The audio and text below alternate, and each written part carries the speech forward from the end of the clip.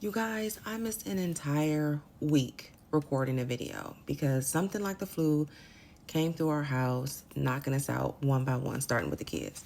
Now, this entire time, while I am sitting there, high fever, body aches, barely able to sit up straight and function, thinking about, oh, I gotta get that video recorded and get it edited and get it posted. I gotta get it done, and I better get it done on time. And it made me think about what kind of condemnation am I placing on myself right now? What kind of expectation am I placing on myself in this moment where who is really in control in this moment? It ain't me, you know?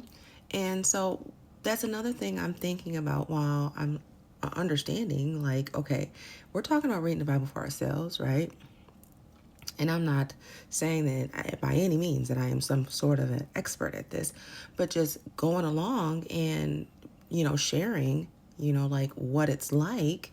And this is real, right? We get these moments where things come up, and are we putting that pressure on ourselves that we literally don't have control over? There was a sister in Christ who came through this past week mentioning, is anybody else feeling this pressure that you don't know as much about the Bible as other people? And that's a solid question, And of course, people be like, oh, no, it's no big deal. No, but that is real. People can feel that pressure, this expectation, And and isn't that like with anything that we do? We have this standard where we see everybody else being here and we're seeing ourselves here, and we're going like, well, something's wrong with me if I'm not here, you know?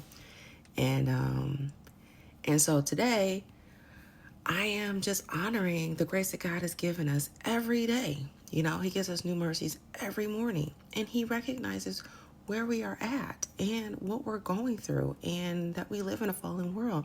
And it's okay for things to not be perfect, for us not to be perfect, for things to not show up exactly right, you know?